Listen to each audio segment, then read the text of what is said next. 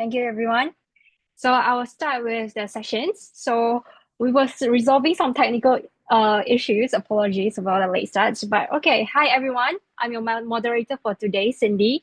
And if you're wondering why is my camera not on, basically I'm having some data crisis over here. So bear with me, you won't see my face, but I will join you guys for the group photos later. So thank you again for taking out your time for this webinar 3. And if you have joined our first carbon footprint workshop in early of the year, as well as both webinars, which we have done on the topic of renewable energy and climate change, thank you so much for joining with us today. And on my screen, I see new faces, new names. So welcome to the Sustain Kita Outreach Series.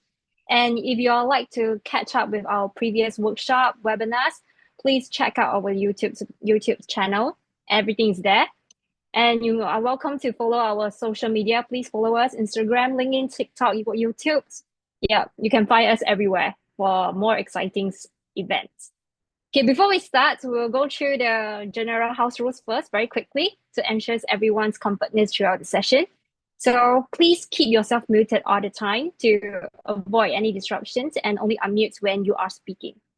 Secondly, we encourage everyone to switch on your videos, but if you choose not to, that's totally fine. Like me, myself, I couldn't turn it on now, but please turn it on for our group sessions later. All right, and then next, just a very quick reminder that we have a feedback form for you to fill, as we really appreciate everyone's feedback.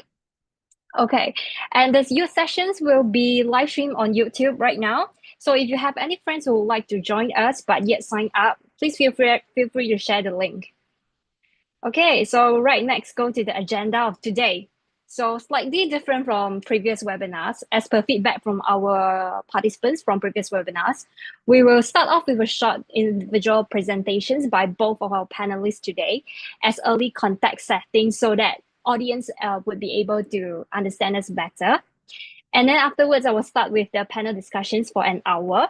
And the remaining 20 minutes, I would open up the floor for taking any questions.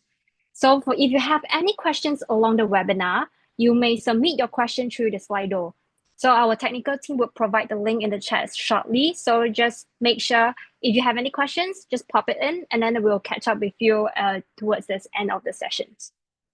Okay, so today's objective, since we have completed our carbon footprint calculator at the first workshop, I believe everyone is aware that the waste production actually contribute to GHG emissions. And aside from the environmental impact regarding like carbon footprint leading to climate change, waste that we produce could also contribute to environmental or societal problems when it is not disposed properly, and so impact public health and biodiversity. Hence, today's webinar, previous slide please, we are going to look into 4 main topics. So as you can see on the screen, that we are going to cover the consumers' behaviors, the roles of companies. We'll talk about how government and regulations would affect our company's role in shifting their business model, aligning to the regulations. And then most importantly, we would like to learn and uncover like how each of us as individual or by through NGOs, we can take practical steps to support a more sustainable and waste-free future. Yeah, so that's the overview of today's agenda. And now we would like to welcome our panelists of today, 2 charismatic ladies from different backgrounds who are running NGOs, advocating sustainable waste management in different countries.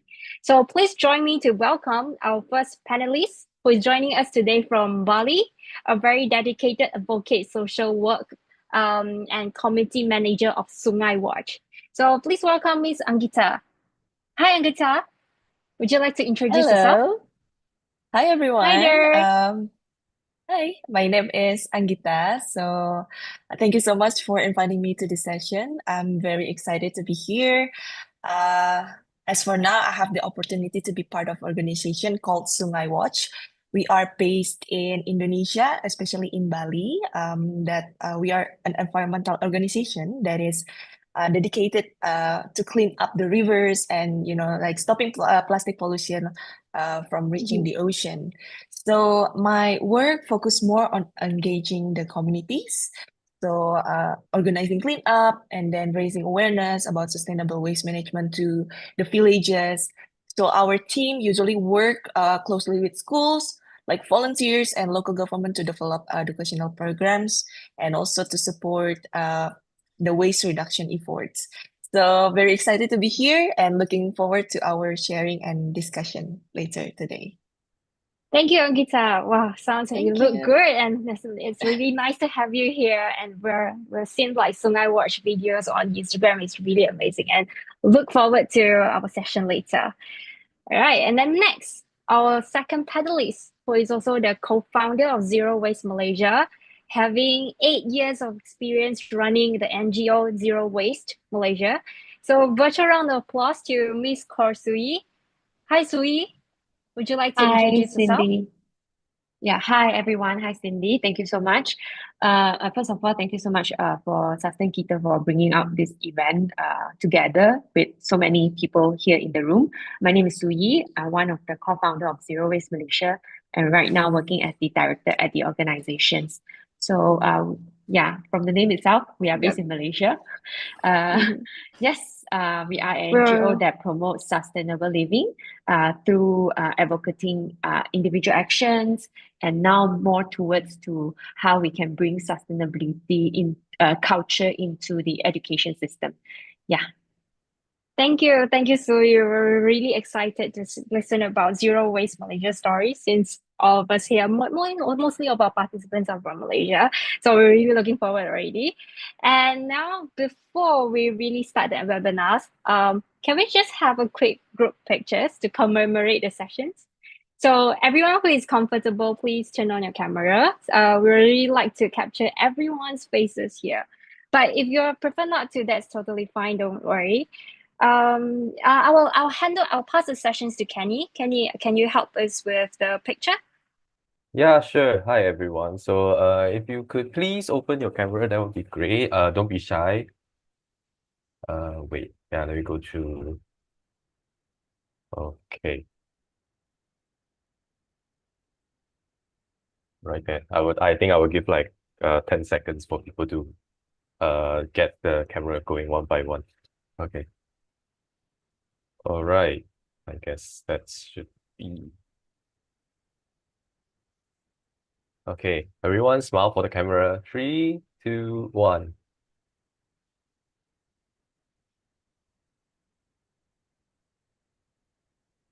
Okay. Give me a second to double check.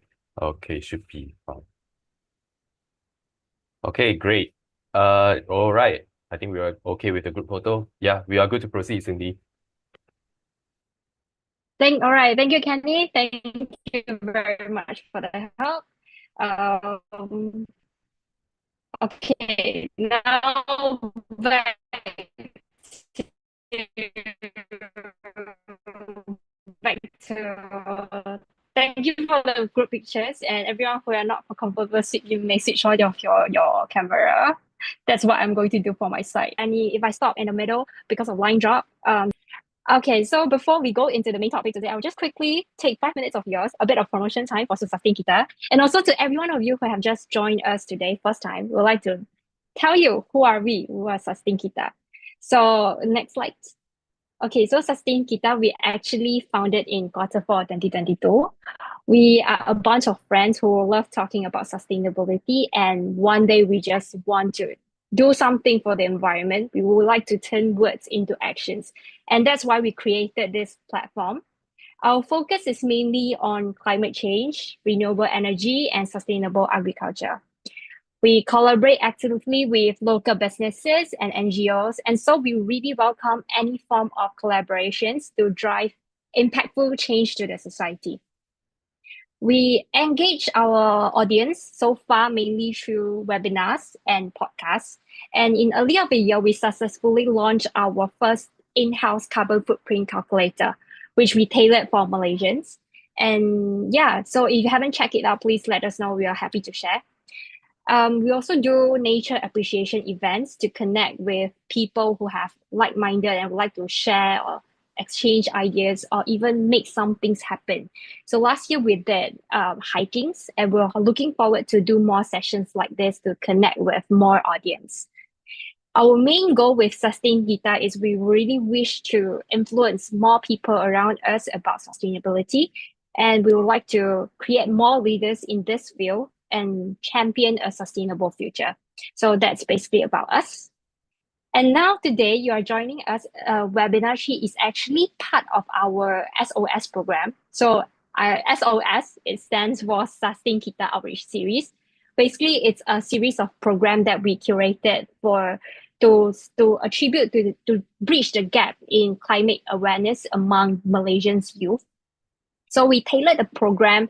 It started in early of the year. We begin with carbon footprint calculator workshops. So if any of you have participated in it, you have gauged and calculated your carbon footprint, right?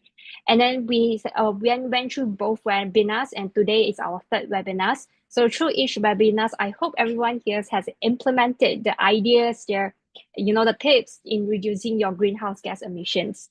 So we are going to do our final workshops, which is the concluding workshop in 8th of March. And during the day, one of the agenda is basically to check if your carbon footprint emissions has been reduced with your efforts.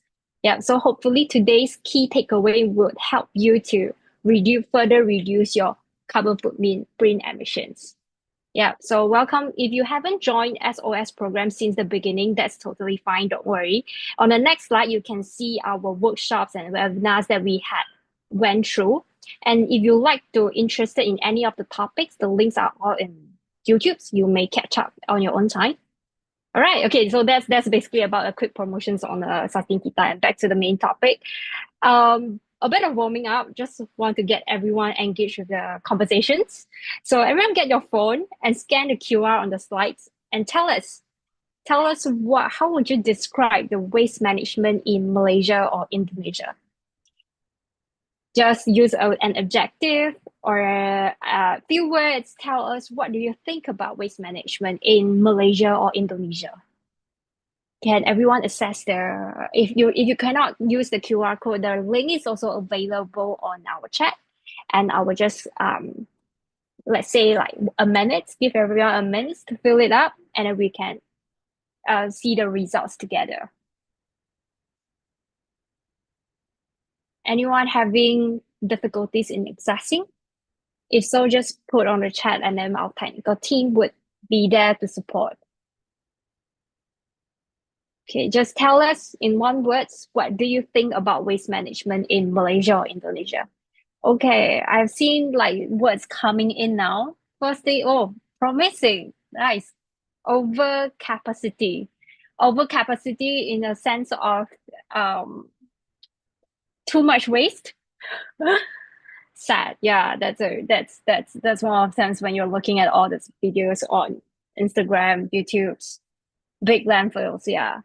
Malaysia, we still the main way of disposing is actually through landfills. Yeah, that's a very concerning issue. Less awareness. I believe aware stands for awareness. Yeah, less awareness, definitely. Not sustainable. Yeah, if you are continuing landfills, it's really not sustainable. Need to improve. Overtaking. Yeah, okay, so concluding for all the words, we can see it's more towards negative sides. But that's all right. That's why we are having our sessions today. We would like to spread the awareness to more people. And even if you are participating today, the key takeaway, we really wish that you would share it to the friends around you so that more people are aware of this problem and more impacts can be done on it. All right. Okay. Thank you. Thank you, everyone, for the start off.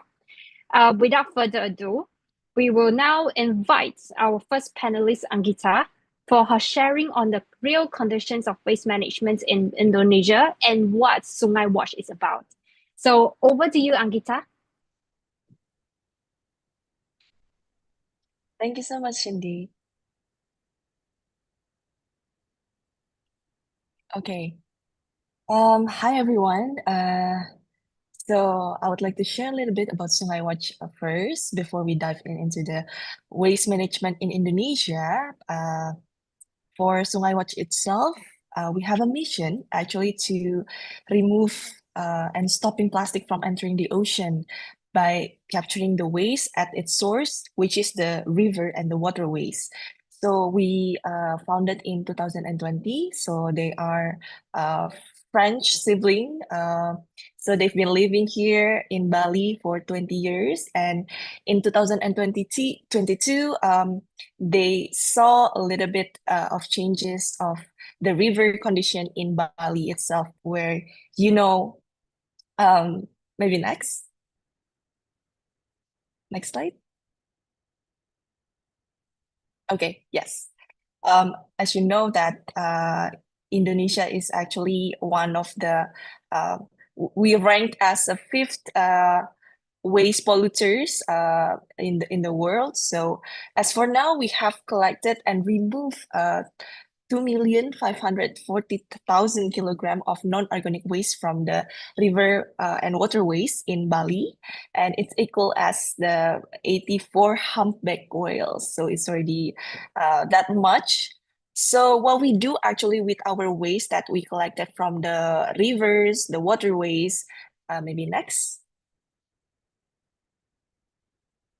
Okay, so we have this technology, like a very simple technology that actually it's pretty efficient and works in Bali and East Java. We call it trash barriers. So we already installed more than 300 trash barriers in the rivers. And every day we have our patrol team, which involve the local communities also, to pick up all the trash that collected and catch by the trash barriers. So after that, after we collect all the trash, we bring all of the trash to our sorting facility to be processed and sorted through different categories. So the goal is not to bring the trash to the landfill, because the condition of the landfill in Indonesia is very overcapacity at the moment. Even in Bali, because there is no further waste management system that happening in the landfill. So that's why we have to have our sorting facility. And we already have, as for now, we already have 10 sorting facilities where we involve more than 150 of local people to also work together with us. So maybe next. So before we have a video. Before this one, can you please play this one? Right. Okay, so this is maybe Bali is one of a beautiful island in Indonesia, yeah. But as you can see from the picture, all of this are in Bali, unfortunately. So this is the condition of the rivers, where we have the very dense city in Bali. It's called Denpasar. So this is the river that is located in Denpasar, and some several not too touristy area where you can't really see this trash. So this is one of the sorting facility that I mentioned before, where we have our team, the dedicated team, to sort based on the materials and also the brands. So after we sort it, we also have a phase of brand auditing, which is for us is very important thing for us to gather all the data for all the brands that is creating this plastic, and then we have to have all the data so that we can like have a further discussion with these brands and how could they change in the future. So we believe in that, and some of the trash that we collected from the river, we also try to recycle it. At the moment, we can only recycle the low valuable plastic, which is the plastic bags, and the sister company of Sungai Watch, we call it Sungai Design, where they buy our plastic that we found in the river, and then they will turn it into furniture. And after from the sale of the furniture, they will fund it back to Sungai Watch to fund all the cleanups and the community engagement. So that's how Sungai Watch works. Maybe you next. So as for now, we also work not only in Bali but also in East Java. So we have several areas as well where we install the trash barriers and also bring it to the sorting facility. The reason why we expand our work to Java also because on the south area of Bali, especially the beautiful beaches that you can see on the internet, we found a lot of trash that actually coming from Java. So when we try to find out where is the source of it, usually it comes from Java. So we saw it from the brands actually that we found on the beach along the South Bali. So that's why we expand our work to Java, and now we are slowly growing to the east as well. So I believe maybe next.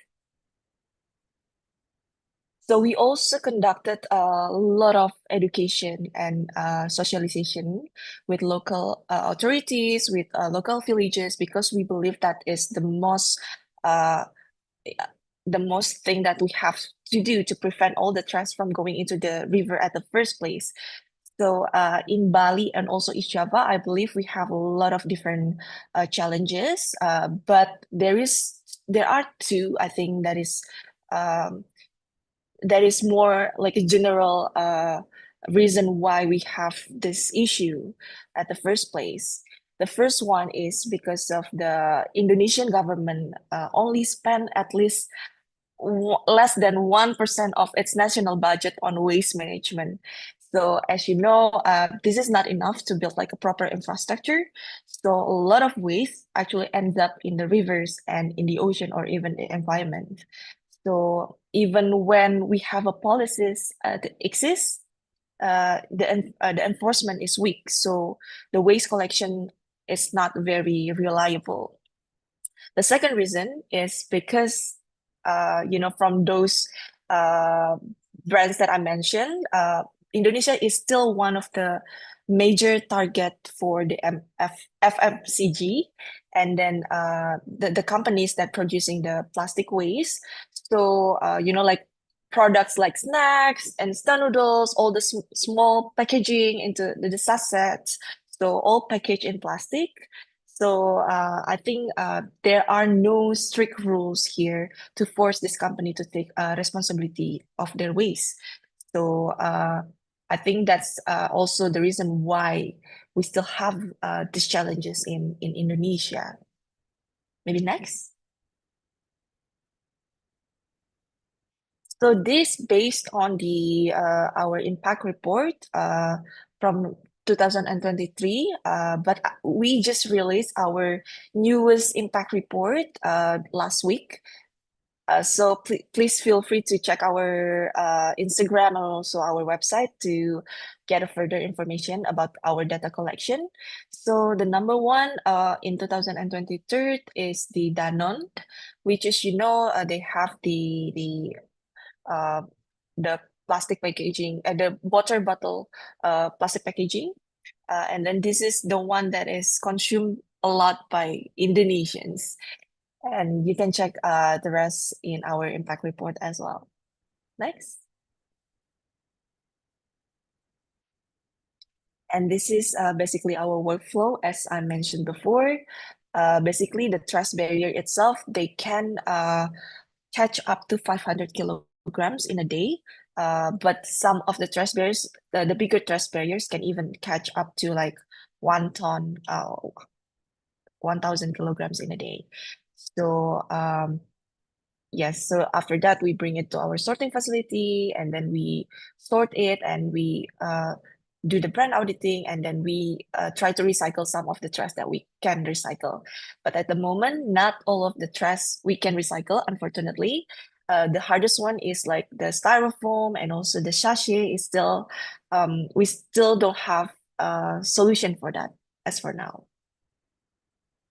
Next. Yeah, I think that's all from me first. Thank you so much. I will give it back to Cindy. Wow, thank you, Anggita. Thank you for the presentation. And yes, it's a lot of plastic. Oh my God. Yeah, from the pictures that you have shown just now. And That's very inspiring to see Songai Watch is able to build that trash barrier and cleaning up so much waste from the river. There are a few points that you mentioned earlier, and we'll further discuss it later. Interesting. Thank you. Sure. And now we know about that with the insights coming from Indonesia. We would like to know things. What about in Malaysia? So now let's welcome Sue Yee for her sharing on Malaysia waste situations and what Zero Waste Malaysia is about. Virtual round of applause to Sue Yee, and the floor is yours, Sue Yee. Oh, thank you. Okay, I will try to share my screen, yeah. Okay.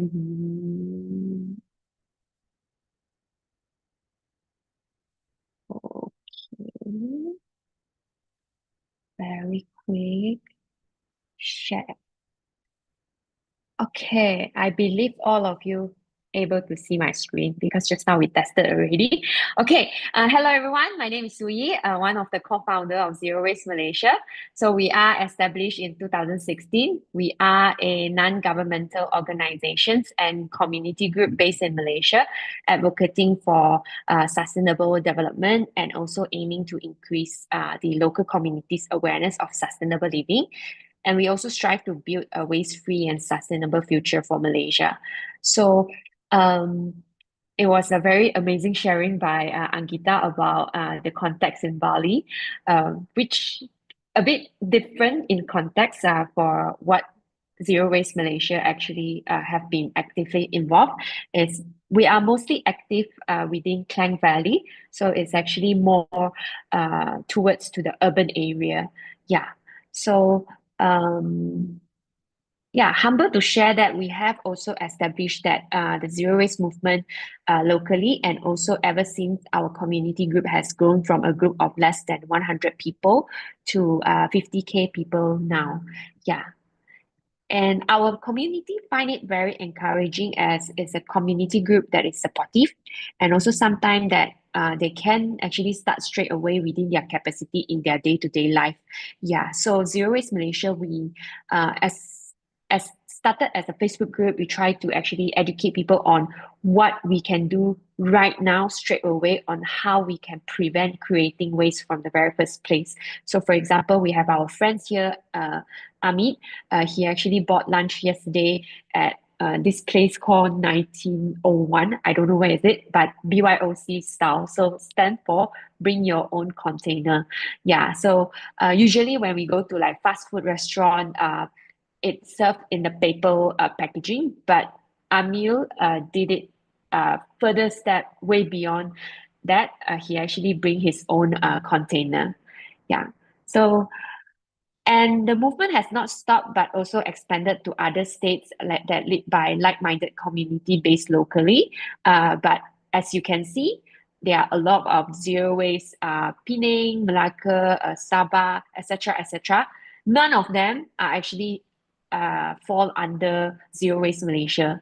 They are community groups that drive by their local community. So it was very awesome it is really awesome to see how the Zero Waste movement started to thrive in other states as well, that run by their people who live in their own an area, because we find out that it's more applicable when it comes to living and zero waste movement. It's very important to understand the local context, what is available in the local area as well, because we believe that all of our zero waste lifestyle will be different based on our accessibility.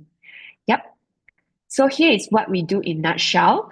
We work with corporate businesses to instill sustainability mindset to employees. Aside from the educational talk, we also tackle in terms of habit transformation, such as designing an immersive 5 or 7 days of zero waste challenge as shown here. So by the end of the program, employees will be able to see exactly what impact that they have created. So up to today, as you can see from the slide there, we have about 1,684 total individuals that representing different corporates who actually participate in our challenges, and they have already taken more than 9,000 of actions during that 7 day zero waste challenge. So that actually not include the whole year.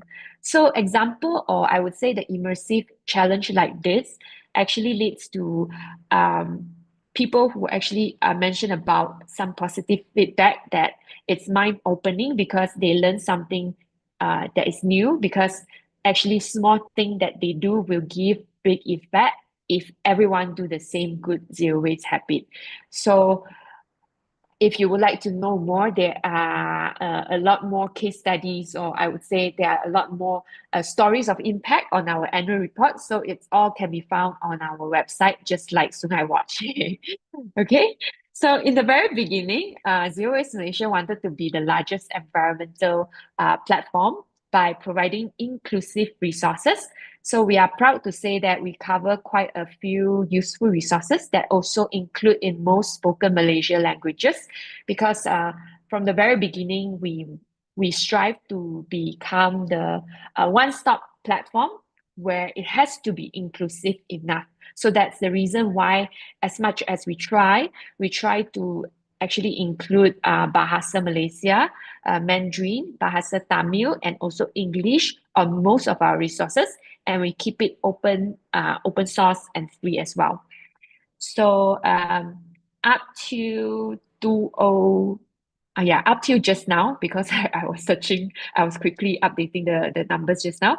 So our resources have more than 32,000. It was 32,000 download was based on last year data, but the 47K active user on Trash Encyclopedia is based on the data that I just captured just now. So that's why you can see the alignment is not so right. Yeah. And Zero Waste Malaysia map, we have more than 700,000 views. So hopefully, not sure if some of you came across Zero Waste Malaysia, you might already aware some of the resources that we share online. Yeah. So as we focus on general waste, right? So in terms of single-use plastic, through our process on publications of Trash Encyclopedia, yes, for your information, Trash Encyclopedia is also like, we also call it Kamus untuk Sampah. Yeah, so it's literally the whole encyclopedia for the 101 most common household trash that produced in Malaysia. So we find out that before we come up with this trash encyclopedia, we did a survey that based on 6,968 respondents. We find out that 40.48% of them actually have confusion on trash recycling from a lack of access of information. Yeah. So the trash that most confuses the respondents when it comes to trash recyclability are the mixed material. So Anggita mentioned about sachet, so that's why it also relates back to the mixed material that we said just now. Yeah, so as you can already notice, that out of the 12 trash that we actually asked on our survey, 10 of them are consist of plastic. So on the other note, respondents are also unaware of the best place of recycling as well as the method to recycle trash. So that also actually indicates that in general, Malaysians still have a room of improvement in terms of the awareness over basic waste segregation practices. So that's why we actually focus on reducing the gap to increase the public awareness and also focus on the way ahead, the zero waste way. So what is the zero waste way, right? Is to really prevent the waste. So anything that will go to the bin, right, is what we are tackling. So instead, we encourage people to focus on refuse, reduce, reuse, move beyond from recycling, because we know that there are still a lot of things that we wanted to recycle are not actually widely recyclable in Malaysia or maybe in Indonesia as well. So supporting more businesses that align with the zero waste principle, like package free shop, or even places like help us to repair our umbrella, which can be found on our Zero Waste Malaysia map, allowing consumer like you and I to buy with minimal packaging or even no packaging, repair whenever we can, and also adapting to the reuse ecosystem. So yes, to avoid waste from the very first place. If Zero Waste Malaysia can host an event without creating trash, like this one that we did a few years back, where we have about 8 food trucks, and then we work with the 8 food truck without giving the consumer, without giving the customer any disposable food Tupperware or even cutleries, by encouraging the customer or the consumer to bring their own, we are able to avoid 789 of total disposable avoided from creating. Yeah. So I think there is so much more that we can do in terms of policy level. It's just that in my personal opinion, there is lack of the willpower lah. Policy can be set, can be implemented, but we also need to have a continuous or a more structured enforcement and monitoring mechanism. Yeah. So started last year, our team has launched the Green Mira program, a Teach the Teacher program, aiming to train more teachers on delivering environmental topics in an interesting approach, and also trying to build a local zero waste school. For instance, this is, for instance, the video that I'm going to show later. I'm not sure if the sound will be working. If not, then I will be doing the sound effect for all of you here. Is the sound working? Okay. There is a subtitle there. So actually, this program is actually one of the seed fund school that Zero Waste Malaysia supporting, located at Sedang. So they are SJKC Sedang Baru. Yeah. So they wanted to instill environmental and also awareness in their young students. And also at the same time, after they went through the Green Mira program, they also realized that, in the school itself, the ecosystem has to be changed. So as you can see, he didn't aware that how much plastic, single-use plastic has been used in the canteen, because this is a very big school size. They have about 2,000 students. So in order for the canteen to operate in fast, because as most of you who are studying in Malaysia, our recess time is only 20 minutes, or less than 20 minutes. So that's why a lot of canteen operators will actually serve the snacks in the plastic bag. Yeah.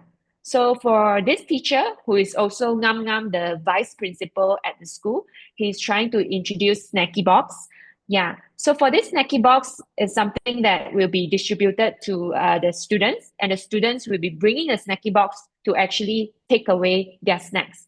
Yeah. So this will help the Sedang Baru schools to be able to reduce the usage of the single-use plastic, and also trying to introduce more in the future, in terms of different snacks as well. Yeah. So for Green Mira program, it's very important for us to actually consider the participations from not just the teachers, but also the local canteen operators, as well as together with the headmaster of the school. So there are different involvement from different stakeholders, including the students. Yeah. So this is what we're trying to do from Green Mira program, by empowering the teachers and also and transforming one zero waste school at a time. Yeah. So in this documentary, you can also find it online on our website as well, with better audio system. All right. So I will pause here. It's an amazing documentary where we also feature other two schools as well, that actually focusing on different projects, such as food waste, organic waste management, material recovery facilities at SK Telok Panglima Garang, and also another one is more on energy reductions at SMK Taman Melawati. Yeah, so that would be all from my quick sharing. I will not take too much of time. So thank you very much, Sue Yee. That's an amazing presentations. And yeah, even though without the audio system, your explanation was so clear, and I can totally imagine how everything works for the whole program. Thank you for that.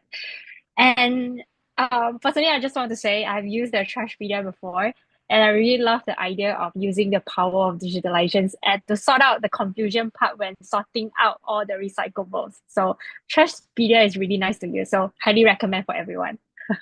Okay, now before I think it's really good that to have both Anggita and Sue Yee with us today, because both of them, what they are working on is totally different. So for Sue Yee's part is to reduce the use at the first place. You eliminate out the possibility of trash at the very first place.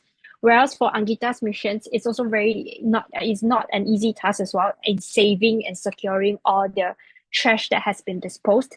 And on Sungai Watch, there are actually many videos that are on the mission. So if you are interested to know more about it, you just go to Sungai Watch website and you will find a lot of videos about it.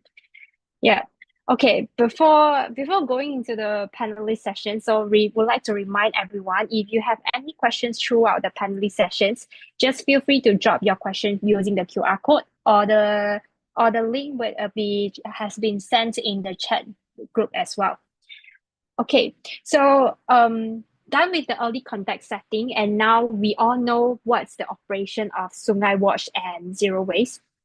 By the way, Anggita and Sue Yee, I will be directing questions specifically for each of you, but to make the sessions more interactive and interesting, if you have questions to each other, please feel free to shoot the questions. Yeah, we'll make it like a conversation type of panel sessions. Okay.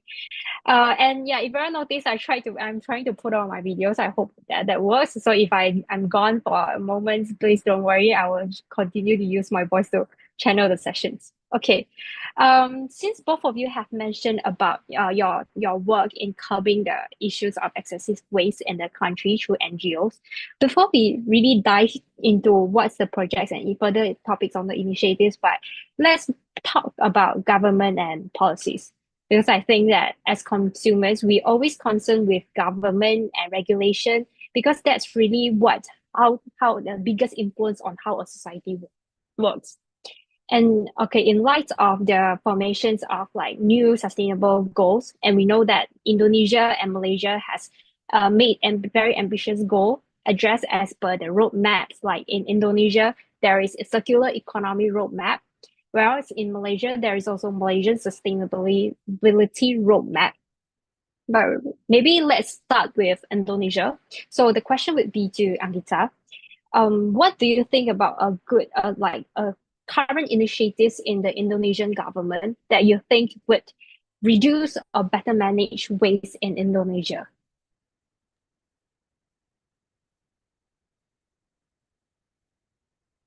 Okay, thank you, Cindy. So yeah, I think I mentioned that Indonesia is ranked as fifth with largest waste producer countries in the world. But I believe our government also trying to do something to overcome it. So the first one that we have national plan to reduce ocean plastic waste. So we are committed to cut the marine plastic pollution by 70% from 2018 until 2025 this year. So it means that the government is focusing on ways to prevent plastic waste from reaching rivers and the ocean. So that's why also Sungai Watch support this mission of the government to start preventing the waste from the rivers first and more to the upstreams. The second one, we also have the EPR, where we can hold the companies accountable, and it's focusing more on the FMCGs like food, drinks, household products, and other things to take responsibility for the waste they generate. But at the moment, not all of the companies could be involved in this movement, but we're starting with the biggest one, like the Unilever or like Danone, like the one that I mentioned before. So this means the companies needs to figure out like how to collect and recycle their product packaging instead of just selling products and leaving their waste to the government. The third one, in Bali, so recently we have cleanup action in South Bali, where it's kind of famous and viral actually in the social media. It is in the South Bali, the beach called Pantai Kedonganan, so it's Kedonganan Beach, where the government also try to be involved, because this is like the worst wave of trash that happened in Bali. So for the whole month, Sungai Watch tried to clean up the beach, because it's very seasonal, and then it keeps on coming back from the wave. I think it's very frustrating month also for us because it keeps on coming back. And then the government also trying to do something about it. So on the 3rd February this month, the Bali itself, they already banned the single-use plastic bottles because of that event in Kedonganan that went viral on social media. So we try to we kind of get little hope from the government also because of this movement. Because cleanup is just one thing, but the other struggles also followed within. So I think seeing the government do something after we have this cleanup, it creates like some kind of hopes in this kind of NGOs. So I think those are the things that government also trying to do as for now in Indonesia. Definitely, Angita. I feel like that's the power of NGOs in bringing the issues to the government. So that's the power that we have as consumers to help to push our government to do something about it, right? Yeah, it's really Exactly. impressive movement by Sungai Watch. Just like you mentioned about like the trash barrier, right? Actually, I'm very curious, like in setting up the trash barriers, does government help or assist in helping Sungai Watch to get it installed or monitor it, or do they support the movement? Yeah, I mean, because we have the same goal, right, where we want to reduce the amount of plastic or non-organic waste that goes into the ocean. I think the government has been very helpful also to, give us the permission to go into the river because some of the river is not really. So there are policies in Indonesia where the bigger river, it cannot be installed with anything, including the trash barriers. So we go into the more smaller rivers. So it's more like I see. irrigations, like a smaller rivers. So in terms of that, we can install it to at more than 300 locations at the moment. So the government also Right. trying to be involved also Right. with these trash barriers. Right. So is it like for bigger rivers that require? So for Sungai Watch mission, do you guys have to like apply permits from government in order to set up the trash barriers? Oh wow, Yes. that's a lot of work behind. Then what Yes. about like is it easy to install? Because there are actually many rivers in Malaysia as well. I'm thinking that How if many it's rivers? possible to replicate the idea because it's really a good idea. Yeah, of course. Yes. Of course. I mean, Is it the trash barrier itself, it's an open design. So actually people could just, by seeing it, you can see, oh, the material is very easy to be fine. And then it's just like the pipe and then the aluminum, and then you can create your own. And we can also share the design. But the most important thing is actually what we do with the trash after we collect, after we install the trash barriers, because most of the time the communities or the government also trying to do the same, which is great. We support 100%. But then as for now, Sungai Watch is not able to be like Indonesia is really big, like we can't go to the Aceh or like go to Papua at the moment. So we are slowly growing. But if you want to replicate the trash barrier, is very open, but then you have to be responsible of the waste that catch by the trash barriers. I don't think you can just like collect it and just move it to landfill. I think that's the most important part where people should be responsible of the waste right? catch by the trash barrier. Yeah, that's a good point. So it has to be a whole chain of cycle from collecting to sorting it out to make the whole missions more meaningful behind, not just sending it to the landfill. Yeah. Exactly. Okay, anyone participants, if you have a river that's polluted and you love the idea of setting a trash barrier, we have an expert here. So if you're interested, yeah, we can get the ideas going and hopefully one of our participants here today can initiate something. Okay, I think pretty much we know about the Sungai Watch and the government in terms of recycling. Then what about Swiss? What about in Malaysia? Do we have like any rules or regulation that you think is aligned with zero waste mission? Align with zero waste mission. Yeah, there are quite a few. But before that, just wanted to also adding points from Anggita. Actually, for those who are in Malaysia, we do have few log booms installed along Klang River lah. Yeah, so it's initiated by the Selangor Maritime Gateway. So for more information, can actually check out. They also open for like public educational visit as well, if you are interested. Yeah, but I think as compared to Sungai Watch effort, it's much more, the effort is much more even advanced because you guys actually set up the material recovery facilities to even further sort. I don't think that applies the same for the one in Klang River. Yeah. But back to Malaysia, I don't know if our Cindy, I think she is lagging, but it's okay. For Malaysia context, we do have a few blueprint that is aligned with the zero waste mission, for example, like the one that actually launched by Ministry of Local Government Development, the KPKT, regarding to the circular economy blueprint. So they have the ideas similar with Indonesia. They wanted to implement the extended producer responsibility policy, but as for now, it's not mandatory yet. The target is by 2030. Yeah, I'm not sure if it's too early or too late. Yeah, so have you guys to imagine yourself. So aside from the circular economy blueprint, we also have the roadmap towards the zero waste single-use plastic that actually launched in 2018. Yeah, so this roadmap actually emphasized to eliminate the single-use plastic in Malaysia by 2030.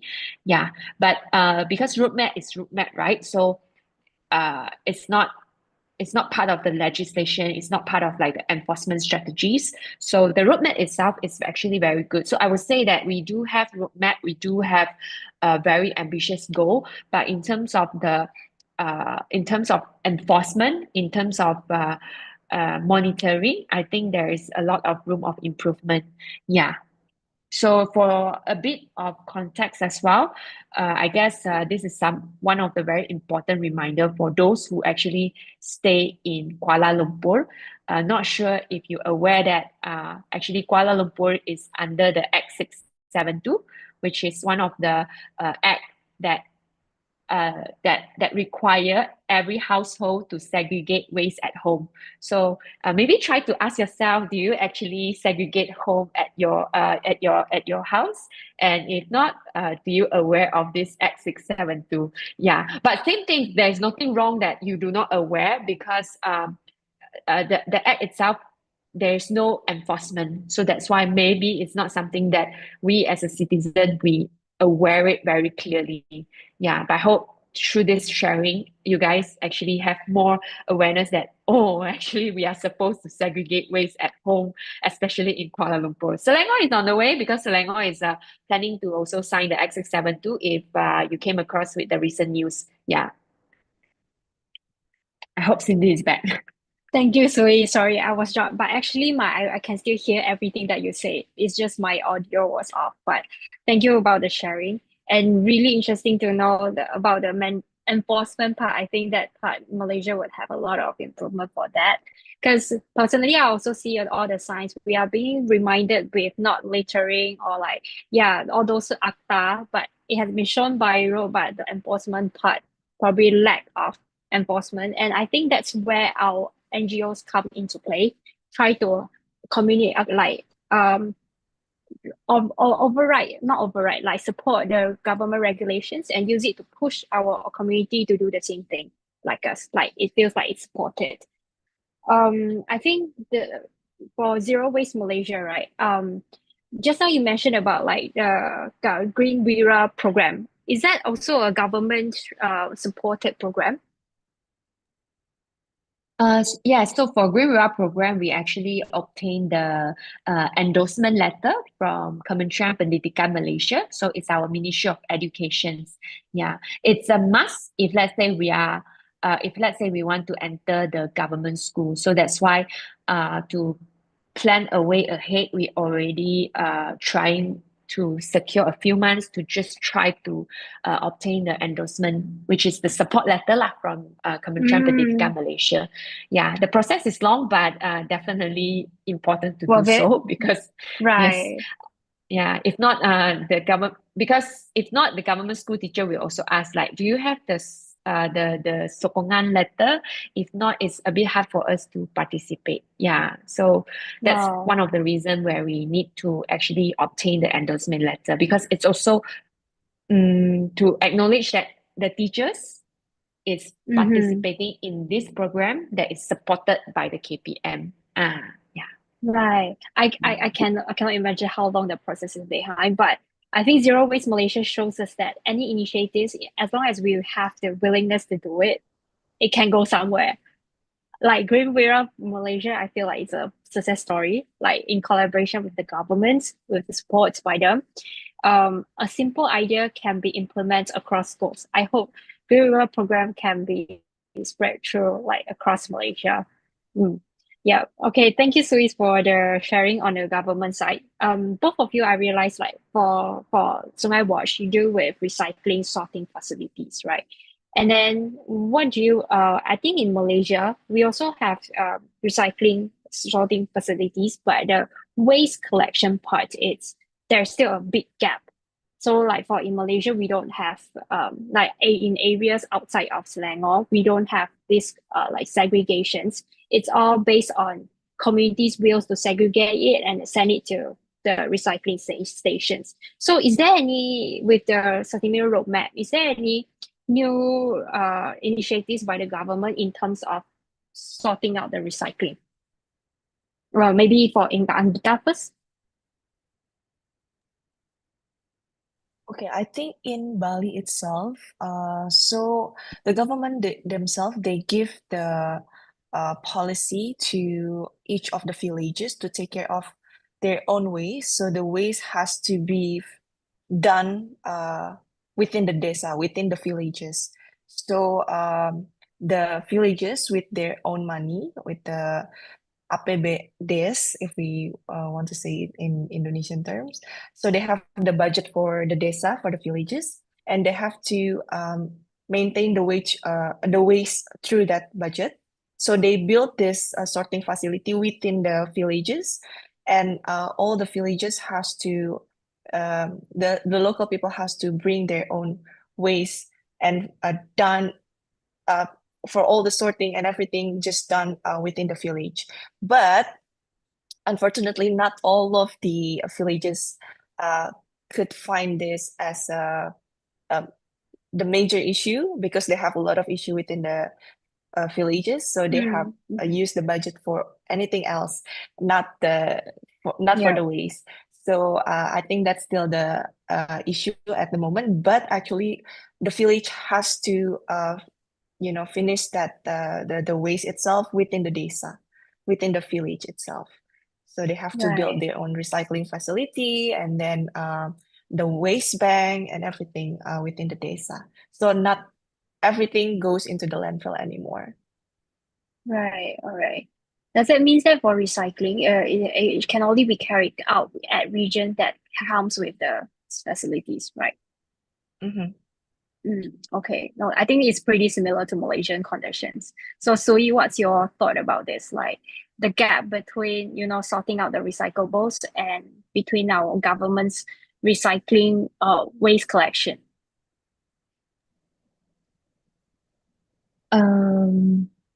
I think just to also be clear that both Anggita and Sui, we are not representing from government. We are just trying to share our observations, and that's all. So anything that we say is not representing the government. Okay. That's a good shout. That's a good shout. Yeah, because I think all these questions, if let's say there is some government representative, it will be nicer because it come directly from them. Yeah, but in terms of Malaysia, first we have to understand for Malaysia, we have Act 672. So Act 672 is not adopted widely nationwide. Okay. So for instance, if let's say Selangor is not under Act 672. KL is under Act 672. So for KL people, every household you need to segregate at source. And if you have the chance, you can go to outside your taman. Taman is your neighborhood. You can try to see a signboard that actually share your name of your waste company, your waste collection company. For instance, Alam Floor. Okay. So they will also share when is the pickup schedule. So they will also share when do they pick up barangan kitar semula. So I don't know if you are aware, but it will be good that you can go around your neighborhood to start looking for the signage. Yeah. So for those who is under Act 672, because the budget allocations actually will also be financed by the federal government as well. So that's why they have more budget. But for Selangor, not. So that's why this year Selangor started wanting to actually participate under the Act 672 so that they can have more budgets for waste management. Yeah. So in terms of the collections or the gap between, I think it really depends on different area, because different area, whether or not if you are under the Act 672 and they are not directly under government, because Act 672 actually it means that the waste management is being privatized. So means that like Alam Flora, they are all private company, not government owned company. Yes. Right. Yeah. Right. Okay. That help us to understand more about the recycling conditions in Malaysia, and that's interesting to know. Yeah, thank you, Sui. Yeah, good shout out from Sui just now. Just to remind everyone that all of what we have been discussed today in this session is purely our own views as well as Kitas, but we do not speak on behalf of any organization or government. Okay, right. I think we are done with more, like government policies, knowing what's the current conditions at in Indonesia as well as Malaysia. Then now, I believe waste management has gained both countries' government attention, and NGOs' role is really important. Like there are so many that just now Anggita has shown us a success story of Sungai Watch as well as Sui's part on Zero Waste Malaysia with the Green Bira program. So moving on to consumer behaviors, which is something we as users can control. I would like to ask Anggita, what do you think is the way forward to reduce waste and also to avoid plastics from getting into the river at the first place?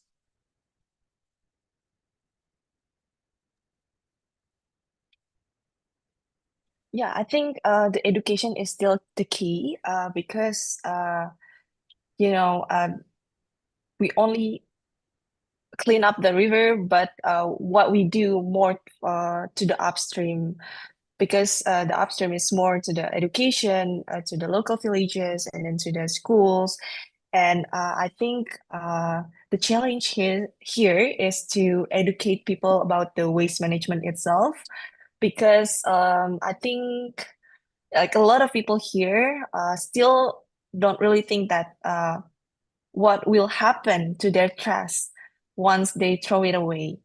So I think it's still the problem everywhere in Indonesia, not only in Bali. I think they assume that their trash is being taken care properly by government or like by someone, by the third party. So but the reality is not true, because their waste still end up in the river or like eventually in the ocean or in the landfill. So I think to get people to realize their personal actions, something as simple as throwing away the plastic bottles actually can have a long-term consequences, is also a big challenges. So I think that's the first the challenge that we face usually, and then other issue is the convenience. I think that the plastic or like this non-organic waste contribute to our daily life, because Yeah. people like what is easy, right? And then Mhm. they're cheap and then available everywhere, don't require any extra effort to buy and get it. I think that's really uh, the challenges that we fight the most Yeah. right now. It's easy, I mean, to ask people to carry their own reusable bags like bottles or containers, but if there is no mindset shift, I guess, and also like if there is no support also from these companies that producing the waste, I think Yeah. it's really hard to see the result. That's why Yeah. it's become very like a community work, I guess, because if we just do it, if I just do it myself, or like Sue Yee only do her job without involving the communities, I think it will be like a never ending Yeah, problem, exactly. I guess. Yeah. Yes, We need to grab more people to get into the missions to make it work. So do you exactly. find Yeah. is it hard to getting the informations across people? Do you find it challenging for in Uh, educating? I think because my work usually in Bali, yeah, I think it's kind of hard because okay, I will tell you a little bit about Bali, because Bali used to be like a very traditional everything is traditional. Like when you in the 60s, I believe they don't have plastic, right? They all of Yeah. the offerings uh all made out of the natural materials, like the banana leaves, and Mm. then like the biscuit without the plastic wrap outside of it. So we have this habit where people just throw everything away to their backyard, right? Because Mm-hmm. they have a lot of area, like big backyards, so they just throw everything organics to their Mm-hmm. backyard. But now, since we like in Bali, it's getting the plastic comes, and then like we have a different Plastic uh, packages. plastic, yeah, we have a different consumptions right now, and even in the offerings we have plastic packaging in it, whilst before we don't have it. So but the behavior remain the same. So like with that behavior that throw everything to the backyard, right now they still have it, but then Mm-hmm. They're together with the throwing plastic. non-biodegradable. Yes, yes. So I think and it's been happening like a couple years now, and I think it's really hard to. I think that's still the challenge for Change us that habit. to Mm-hmm. change that habit. But actually, they already have that habit that before in the 60s, where everything is just made out of the natural materials. So I think to remind them to get back to their roots, Mm. and the traditional way, I think that's the most important part in Bali. Yeah. So that's why education is so important to tell everyone what's before and what's going on now. Thank you, Ankita.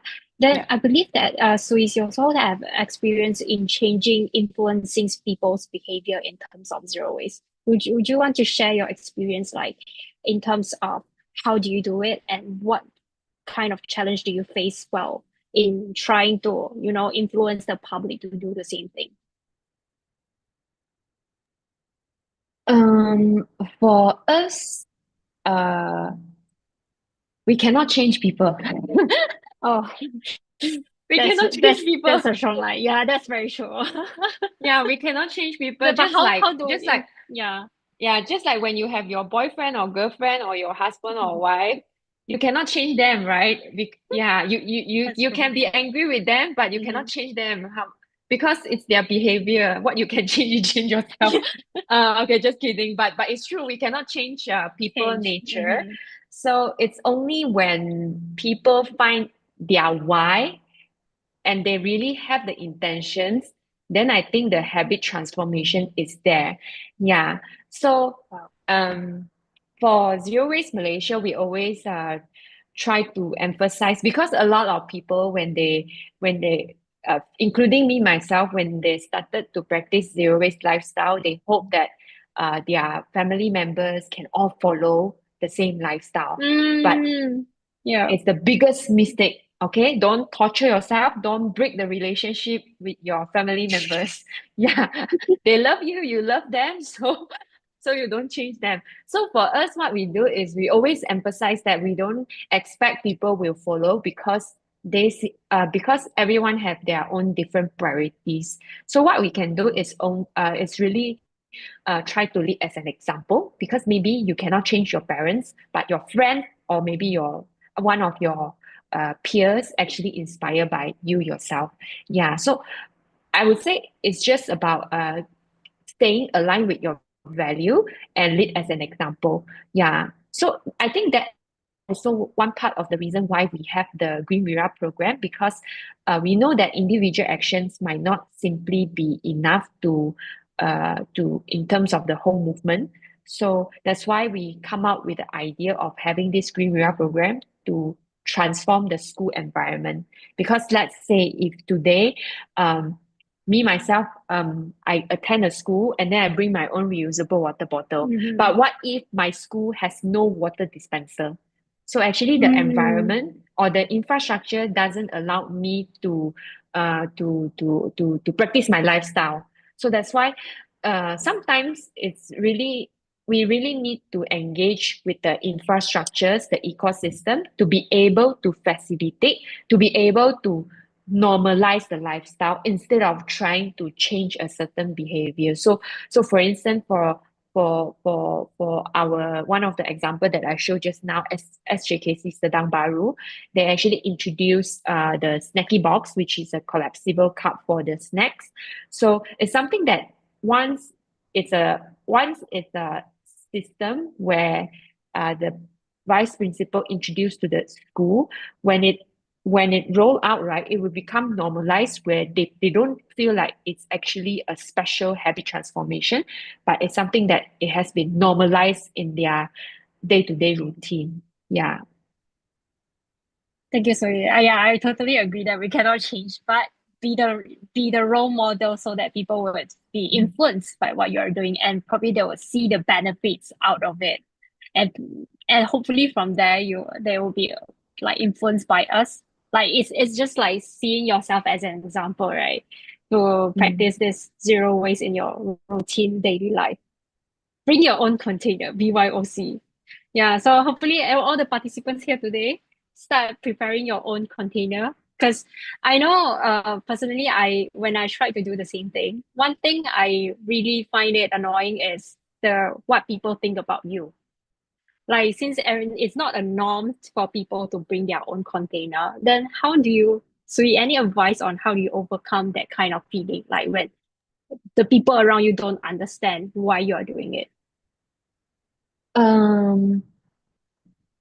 I think yes, I think for me this is one of the main challenges when I start practicing the lifestyle lah, because when I start practicing the lifestyle, it was the time when I was working in Beijing, China. Yeah. Right. So it's even double pressure when I know no one's at the cafeteria, and then we have to speak a very strong Beijing accent with the sound. Yeah. So but I guess it's about to really mental prep yourself that it's okay if they reject. Yeah. But so Right. far, I think the moment when you start asking, I don't think there will be an issue anymore. It's just the first step for you to open your mouth. For me, it's about just mental prepare and then telling myself it's okay if they reject. It's okay if they reject. Yeah. So yeah. And then just try lor. So I think that is also one of the thing where one of the story where my colleagues started to questioning, like, why are you bringing your own container? It's so troublesome to wash it, because the food that we have in the cafeteria is quite oily, like those mala tang, etc. Yeah.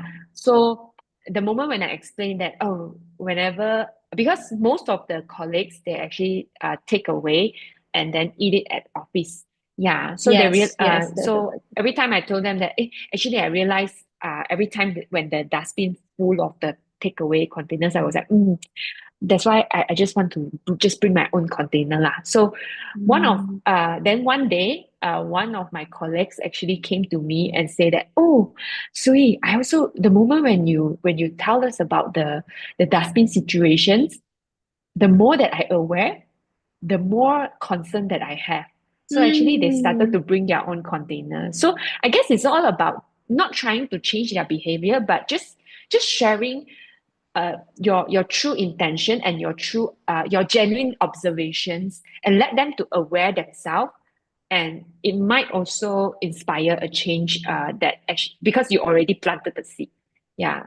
Yeah, that's a very good sharing. Totally agree with it. Like how you just don't be shy and be brave to share what's your intention behind, and people will understand. And there is no wrong, no shames of bringing your own container everywhere. Like at the end of the day, we are the one who wash it. So yeah, and we are doing good to the society. So guys, bring your own container. BYOC is really creating a lot of waste because of this single-use plastic. Especially maybe you can tell your friends, like what it is. Actually, plastic, if you fill it with very hot food, it will actually emit like plastic, microplastic, which is not good for your health also. So that could be also one of the reasons when you are sharing why you are bringing your own container. It's also benefits in terms of your health, right? Okay, now back. So I think both of you have been like educating people and uh putting all the knowledge, trying to persuade people to not persuade people, like influence people around you. Is there any disheartening moments, like Ankita yourself? Is there any disheartening moments when you feel like people around you don't understand why you are doing the purpose that you are doing? And how do you overcome it? Yeah, I think that is very uh like the very common situation that I face also with our team, where like the people, when we put a lot of effort to do the cleanup and then to influence, but the things didn't go as planned, you know. Maybe like, oh, one of the example is when we have our team do the cleanup in the river barriers, in the trash barriers, and then some locals just like saw us cleaning up the rivers, cleaning up the trash barriers, and then they just stare at us, and then, you know, because they don't understand what we do, Yeah. they just think that some of our team are the cleanup workers from the government. So they just join and bring the trash from their home and then put it there with the hope that our team will pick it up and, take care of it. So I think that's very disheartening. And then, yeah, we just have to make sure that we really tell our intention, what we do there, and then make them understand that we are not the waste pickers, that actually you have to, because the trust barrier itself actually reflects the behavior of the village, because we put it in the between the villages, right? So if we Right. saw the trust barriers, like with certain amount, let's say 500 kilogram in a day, so it really reflects how the village is behave towards the river. So if there is Yep. a decrease, it means that the desa, the village, already realize, and like they have like more awareness of what they should do with the river. So that's why we install it within the desa, so we can measure like, oh, this desa, this village is already reducing the amount of waste, or this village Right. is increasing. So I think we can detect which desa that is more needed the education. I think It's a success measure. Yeah. yes. So also I think we need a lot of support more from the governmental side, especially the head of a village, because it's really really impactful. Yeah, because the people in the desa, in the local village, they usually listen to their head of a village. So what if Yeah. we just like build the connection with the local head of a village, and then like if they're being supportive, they could also support their local people. So I think the most important thing is to influence the head of a village first. That's a good Yeah, strategy, like in terms of yeah, initiatives, right? yeah. Thank you, Akita. I think all of participants here, if you all want to start up an initiative, I totally agree with Ankita. Probably we can start with by finding a person who could be have a higher influencing power to to get it going, and then as well we can find a success of measure like what Ankita mentioned. You find a success of measure, and it will keep you. I'm sure that's the one of the way you keep yourself motivated throughout the missions, right? Okay. Thank you, Ankita. Maybe my last questions for Suis would be like Zero Waste Malaysia. Just now, Suis, you mentioned like there are a few community across Malaysia. Can we know more about how did you started like spreading the ideas throughout across Malaysia? How it start? Is it easy to do so? And how to reach out to the community there to practice zero waste Malaysia to like zero waste lifestyle? Uh, for us, we started as a Facebook group, but because I'm one of the co-founders, so actually we have another co-founder as well. Her name is Aurora Tin. So before we had this Facebook group, because I was sharing my personal journey on Instagram, so coincidentally, and also I think Destiny, Aurora Tin actually commented on one of my Instagram posts like, "Oh, are you a Malaysian trying to practice a zero waste lifestyle? Me too." Blah, blah, blah, blah. So that's how we connected.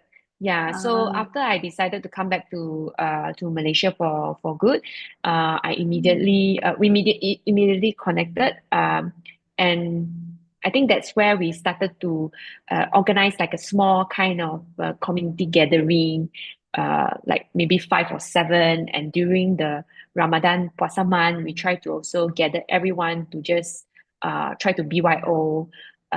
So it's all started from a very small gathering, and to the point where we had the first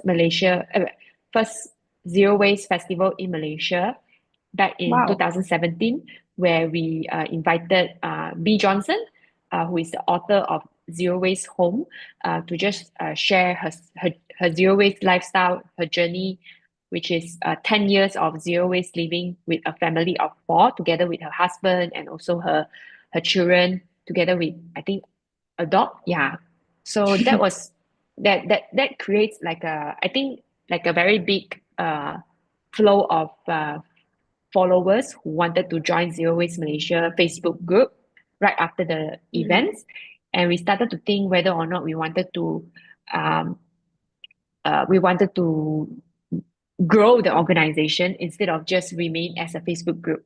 Yeah. So after some consideration, we decided to register as an NGO in 2018 because companies started to approach us like, "Hey, can we invite you to share a sessions at our company, blah, blah, blah." So I guess that's how we started organically, but also it's a challenging journey on how we can run it in a more financially sustainable way. I guess it's also apply the same to Sungai Watch. It's not easy to run a NGO Definitely. financially sustainable, where we also wanted to make sure that we are able to have enough capacity to do what we want to do. Yeah. Right. Then, because like today, many audience with us, so I believe everyone here with us probably will be a young change makers for the future.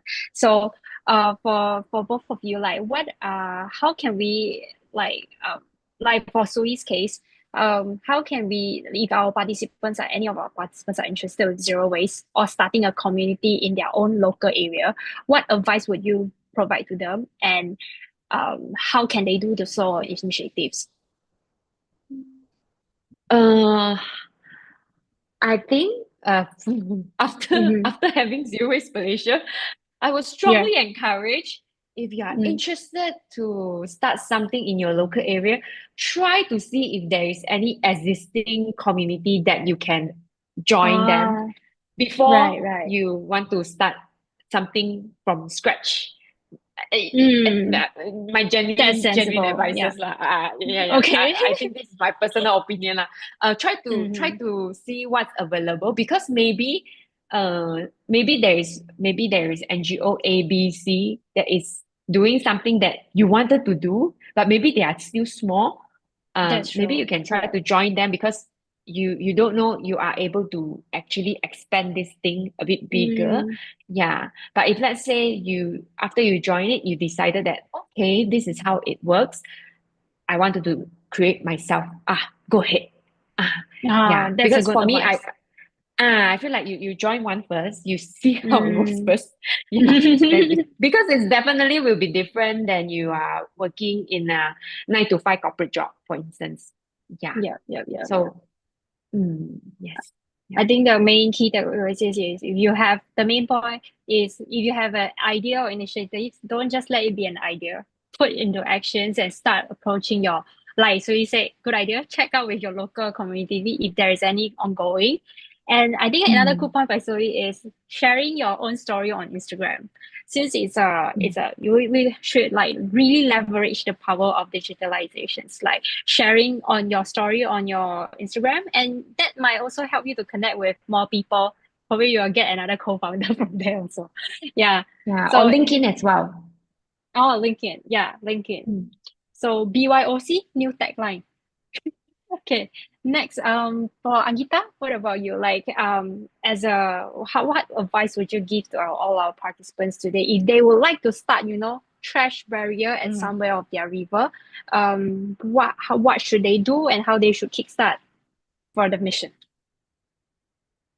I think, I agree with the Sue Yee before, also to connect with the community that exists surrounding. I believe this is something that the most young change makers also have to realize, that you don't have to do this alone, because like fighting for sustainability can be exhausting. It's exhausting because you see and heard bad news every day about pollution, climate change, blah blah blah, and it's really like it's Sad. exhausting to hear. And sad.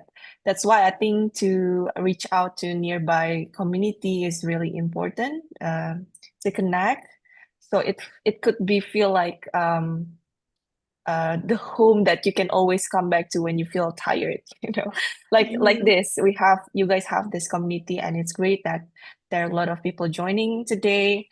Maybe they have the same a feeling of exhausted, I think it's great that we can share all of it in this community. So just surround yourself with the people who are able to share your mission.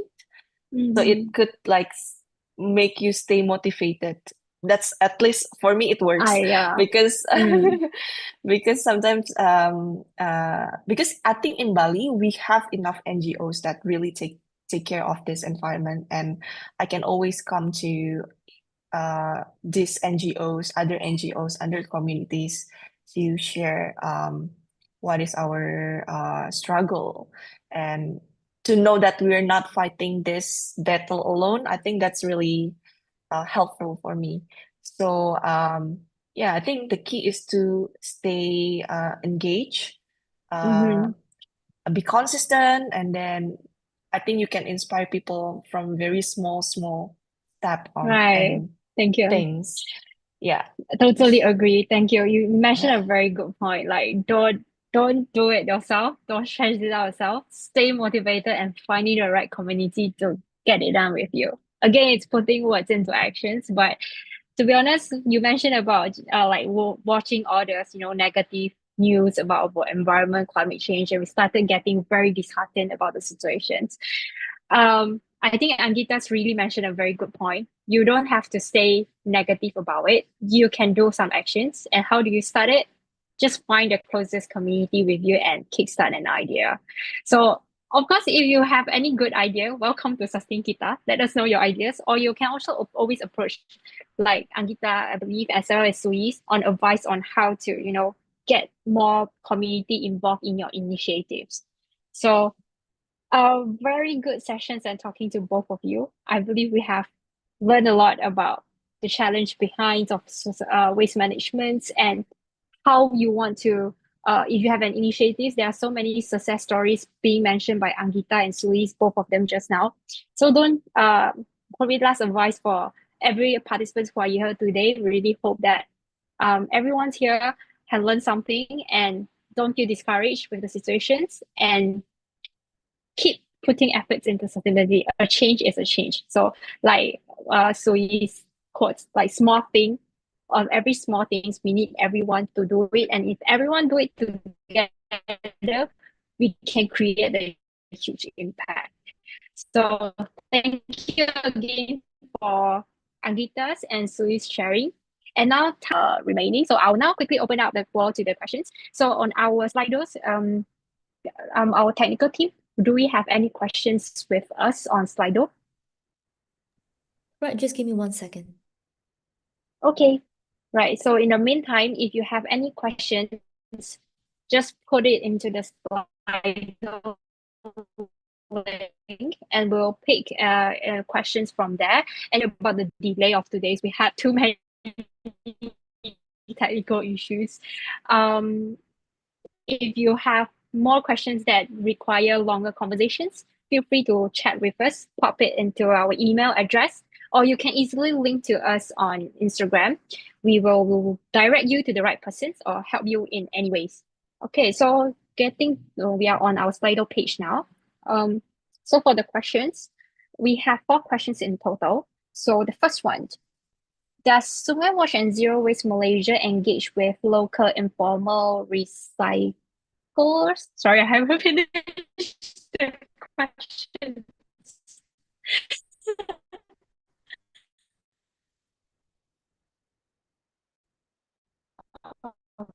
Okay, one second, bear with me. Okay, right.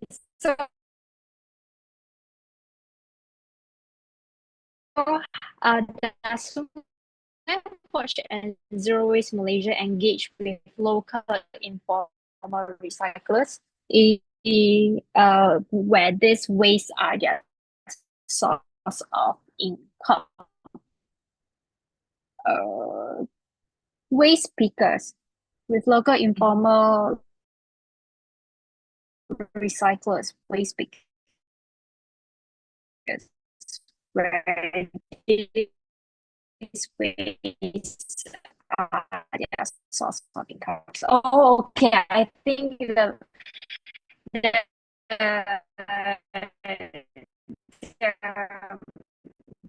question is about like that.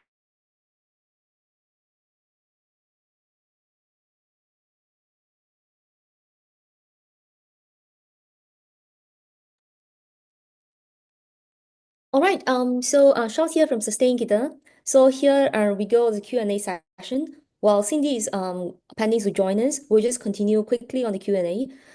So reading on the questions, does Sungai Watch and Zero Waste Malaysia engage with local informal recyclers, which means waste pickers?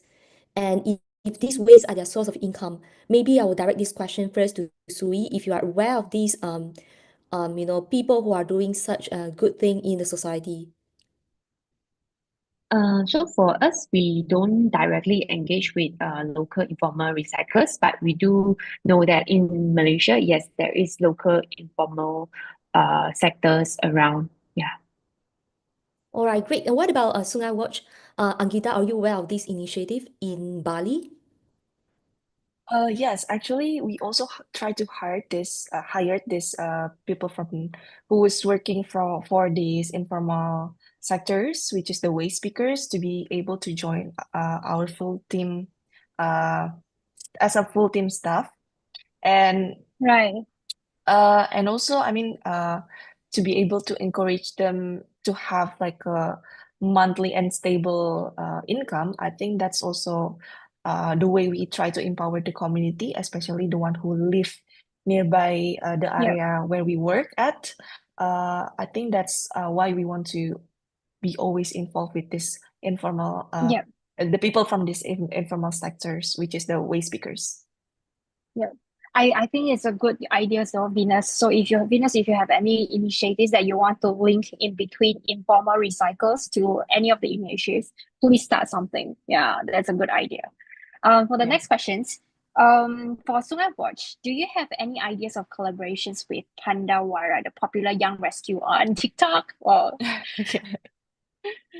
Right. I mean, as long as the goals is still there, I think we can do collaboration with anyone and other organization. And I think Pandawara also has the same mission where we want to influence as many people as we can. That is really possible to do the collaboration with them. right. Or In fact, in any I way. think I think we have been contacting to each other, but we haven't really discussed because I think they're based in West Java, and then we're still in Bali and East Java. So I think when we have a time and the right moment, I guess I think we can do the collaboration with them and influence as much as we can. Right, thank you. So we can say that there will be potential collaborations between Pandora and Sungai Watch. Yeah, why not? Yeah, Yes. always open for collaborations, right?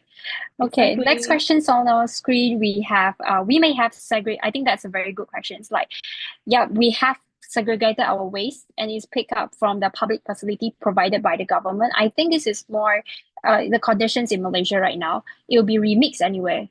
Is it so, Sue Yee, do you have any idea about condition about this? And how can we tackle this problem?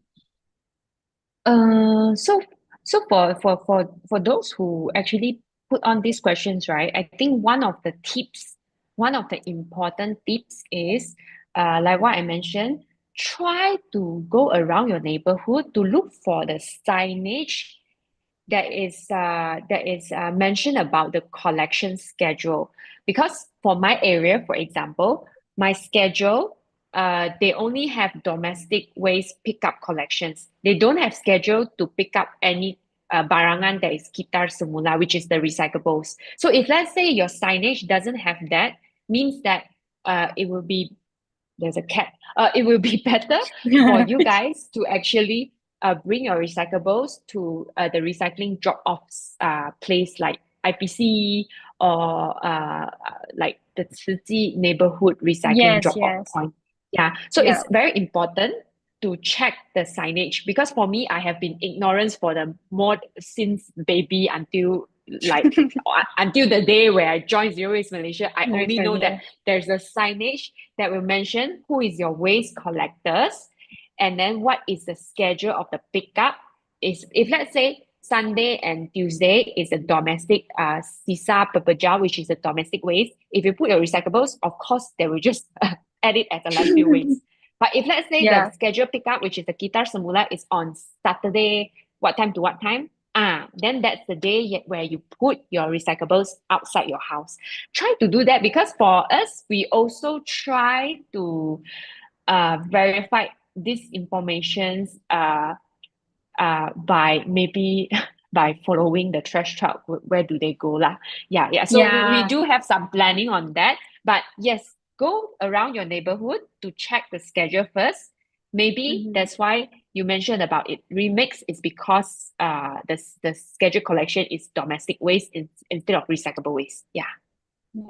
I think it's very good point of good questions about this. Like personally, I from Sue Yee's questions, like it's about how you want first thing, always check out the neighborhood what's the systems going on around your area. And secondly, instead of waiting for someone to sort the problem for you, you find a way about it. Like Sue Yee's mentioned, you can bring it to your like 慈济 point or like some, you know, even though it's privately run or like, you know, other NGOs running the collection thing, finding out if there is any similar initiatives and you can gauge from there and send all your recyclables to them.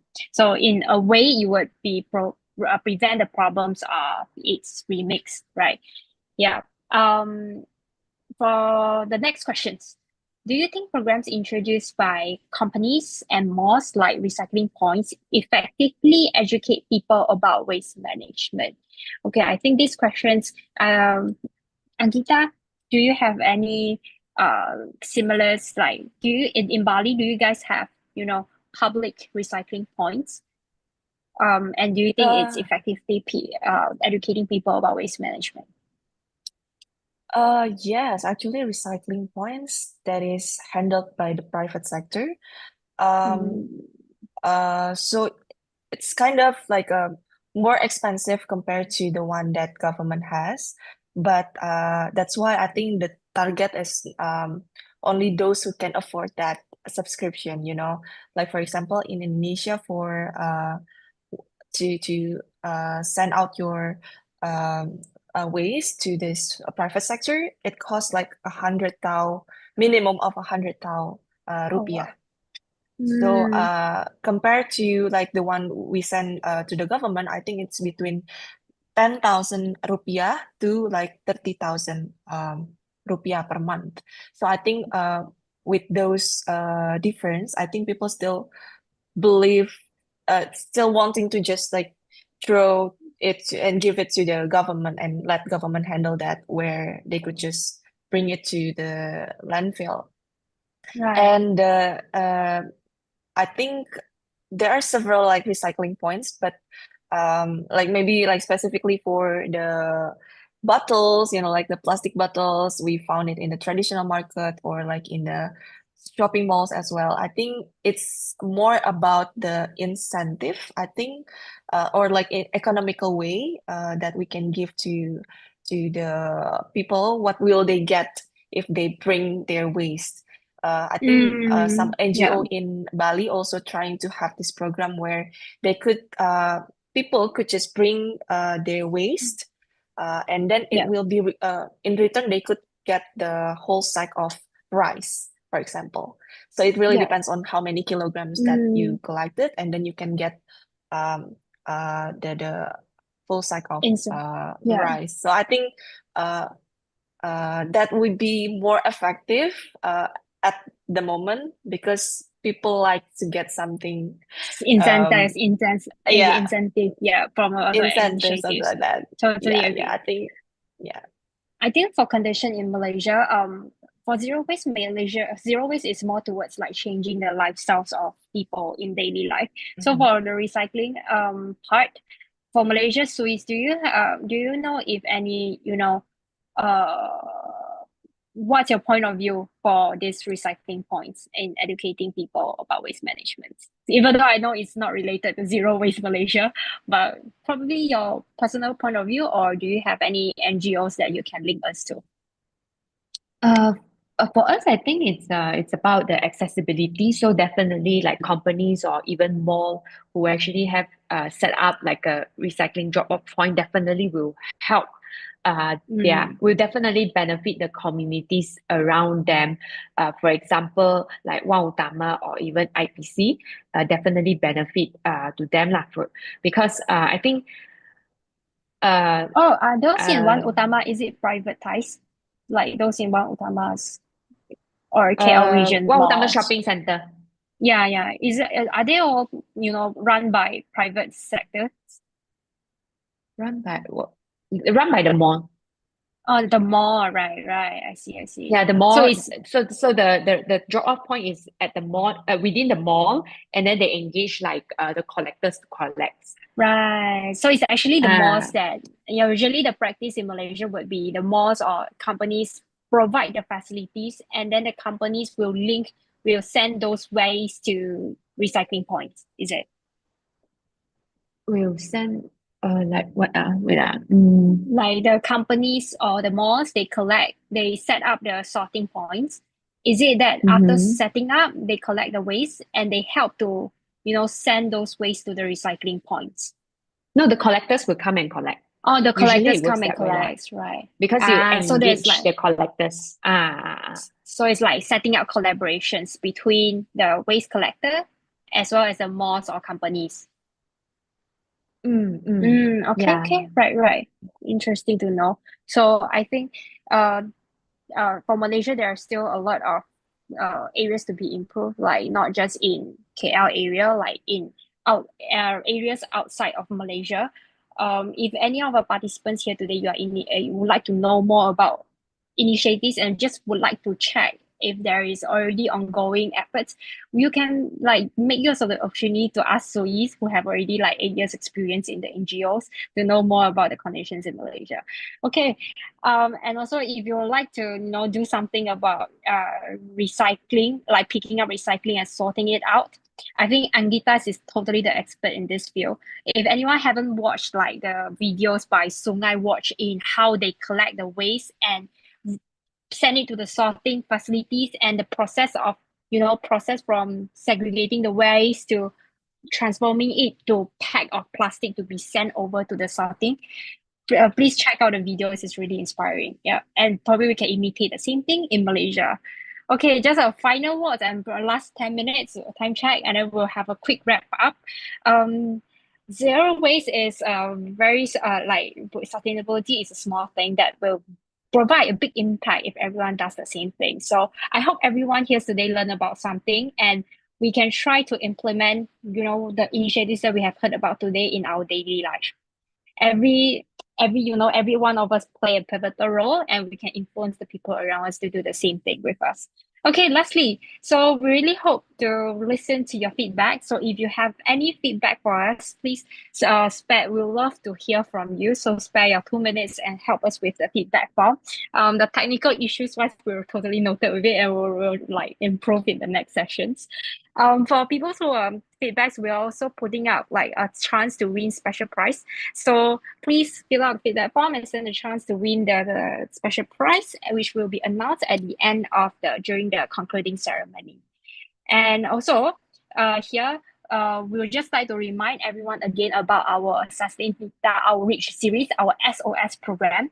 So if you would love to like join the program, it's still not too late now. You can still go to our website and fill in the personal carbon footprint assessment, and you can tell us what's your result, and we will just enter you into our journey with us. Okay, and we are going to pick the winner from out of the polls. You may stand up a chance to win 100 ringgit vouchers from the Sustain Kita Outreach Series program. It's not too late to join now, so check out the link. And lastly, we would like to remind everyone our concluding workshop would be on 15th of March. So if you have any questions, email us or check out our email address is over there. And if you would like to learn more about the SOS program, the program booklet is also there as well. And if you're interested, please register for the event and we look forward to hearing from you. So thank you again, everyone.